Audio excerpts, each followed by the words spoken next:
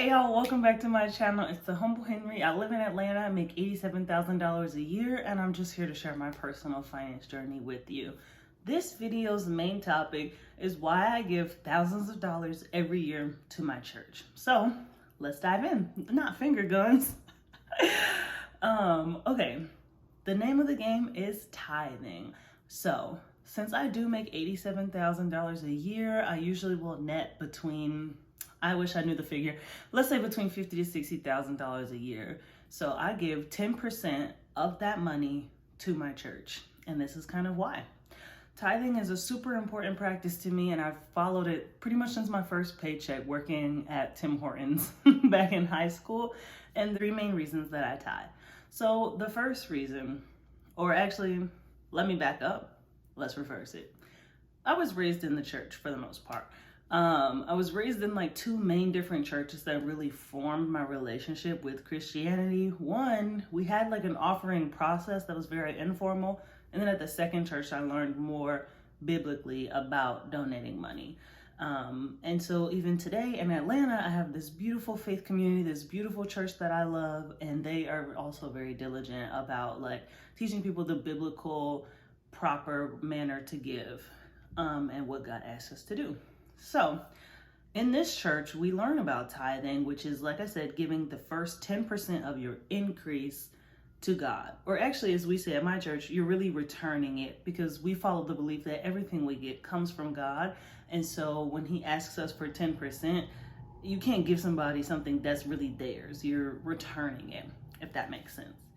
So it's a biblical practice that shows honor to God for everything that we received. And it also provides money for the church to be maintained and for the church to do the things that it needs to do to keep its doors open. So, of course, y'all know I had to crack out the Bible. So that's why I have my notes. But in the Old Testament, in Malachi chapter 3, verses 10 through 12, it says, "Bring the full tithe into the storehouse so that there may be food in my house, and thus put me to the test, says the Lord of hosts. See if I will not open the windows of heaven for you and pour down for you an overflowing blessing." That's the kind of blessing I want, right? Overflow. So it is definitely a practice of discipline and faith, but it's one that I find is very much worth it. And in my life, I promise you, I have never gone without what I've needed.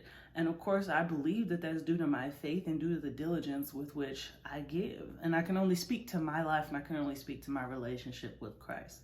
So I believe that God makes provision with me due to my diligence with money. So it's not only that I tithe and then I blow the rest of my money at the casino, but I tithe and I'm diligent with the funds that he gives me. So it also helps me to feel comfortable tithing because my church is pretty transparent with what they do with the funds, which I appreciate. I have found a church that loves to give back to the community, like food, groceries, produce, adopting high schools, adopting senior centers. We've given away 2 fully paid off cars since I joined like 7 months ago. We are sending a member to college completely debt free. The church is paying for them to go back to school. And so the way I see it, you know, if I needed to take comfort in that, I could be like, okay, my $5,000 or $6,000 tithe, yeah, that went to groceries, right? Like we gave away honey baked ham at Christmas. And so it's like, it's amazing. And I love the outreach of my church. And so I highly suggest, as a Christian, find a church that you can trust and find a church that is active in their community as Christ intended. I truly love that my ministry has been able to do that. And that's why I started giving money as offering even before I joined as a member officially. So yeah, super proud of my church. And that's another reason that makes it easy to tithe. Number 2, it's important to tithe. And 1 Timothy chapter 6, verse 10 says, "For the love of money is the root of all evil."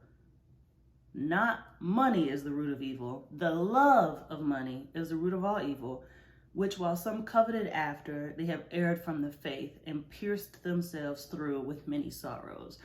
So basically, they made their lives hard and sorrowful by falling in love with money, which will lead you to do things that will basically end your life or put you in jail. We've seen people who are greedy, you know, committing white collar crimes, all of these things. It's very easy. You take money from the IRS, they'll find you, pay your taxes.